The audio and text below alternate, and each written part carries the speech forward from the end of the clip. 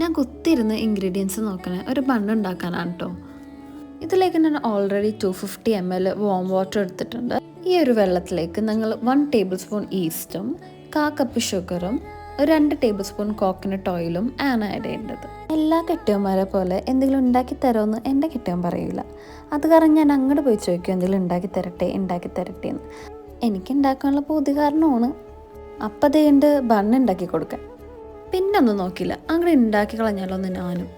നേരത്തെ മിക്സ് ചെയ്ത ഇൻഗ്രീഡിയൻസ് ഒക്കെ 5 minutes റെസ്റ്റ് ചെയ്യാൻ വെക്കണം. കാരണം as a chemistry student glucose turns to ethanol plus CO2 ആകാൻ ടൈം എടുക്കുമല്ലോ. ഒന്നും മനസ്സിലായില്ലല്ലേ? ഏറെക്കുറെ ഞാനും അങ്ങനെ തന്നെയായിരുന്നു. ഇതിലേക്ക് ഞങ്ങൾ ഒരു എഗ്ഗ് എടുത്തിട്ട് അതിൻ്റെ യോക്കും വൈറ്റും സെപ്പറേറ്റ് ചെയ്യണം. പിന്നെ കൈയൊക്കെ കീറ്റി കുത്തി നമുക്കൊരു 3 കപ്പ് മൈദ എടുക്കാം. ഇങ്ങനത്തെ ഫാൻസി സംഭവങ്ങളൊക്കെ ഉണ്ടാക്കുമ്പോൾ അളവ് കറക്റ്റ് ആയിരിക്കണം കേട്ടോ, ഇല്ലെങ്കിൽ ഒരു പാകം ഉണ്ടാവില്ല, സംഭവം ഫ്ലോപ്പ് പോകും.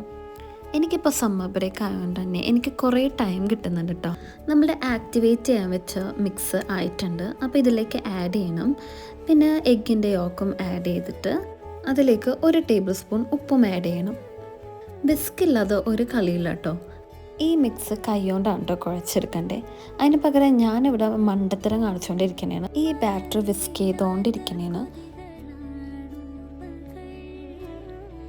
അങ്ങനെ രക്ഷയില്ല എന്ന് കണ്ടപ്പോൾ ഈസ്റ്റ് ആക്ടിവേറ്റ് ചെയ്തപോലെ എൻ്റെ ബ്രെയിൻ ആക്ടിവേറ്റ് ചെയ്യാനും 5 മിനിറ്റ് എടുത്തു. ഈ മിക്സ് എല്ലാം കമ്പൈൻ ചെയ്ത് 1 യൂണിറ്റ് ആയ ശേഷം ഈ നീഡിങ്ങിലാണ് ഞങ്ങളുടെ മാവ് നല്ല സോഫ്റ്റ് ആവുന്നത്. അങ്ങനെ നമുക്ക് ദേഷ്യമുള്ള ഒരാളാലോചിച്ച് മാവിനെ തല്ലി ചതക്കണം. ഇങ്ങനെ ഒരു 5-10 മിനിറ്റ് മാവിനെ നല്ലോണം നീഡ് ചെയ്തുകൊണ്ടിരിക്കണം, എന്നാലേ ഈ ബണ്ണിൻ്റെ സോഫ്റ്റ്നെസ് കിട്ടുള്ളൂ. അങ്ങനെ കളി കാര്യമായി ഗൈസ്, എൻ്റെ കൈ ഫുള്ള് ചുമന്ന് വരാൻ തുടങ്ങിയിട്ടുണ്ട്. അങ്ങനെ ഈ മാവ് ഡബിൾ ഇൻ സൈസ് ആവുന്ന വരെ നമുക്ക് റെസ്റ്റ് ചെയ്യാൻ വെക്കാം. അങ്ങനെ ഈ മാവ് ഡബിൾ ഇൻ സൈസ് ആയിട്ടുണ്ട്. അങ്ങനെ നമ്മൾ പഞ്ച് ഡൗൺ ചെയ്തിട്ട് ഒന്നുകൂടി നീഡ് ചെയ്ത് കൊടുക്കണം. ഈ ഡോ ഞങ്ങൾ ബണ്ണിൻ്റെ ബോൾസായിട്ട് കട്ട് ചെയ്തെടുക്കണം. എന്നിട്ട് അതിലോട്ട് ഞങ്ങൾ നേരത്തെ മാറ്റി വെച്ച എഗ്ഗിൻ്റെ വൈറ്റ് ബ്രഷ് ചെയ്യണം.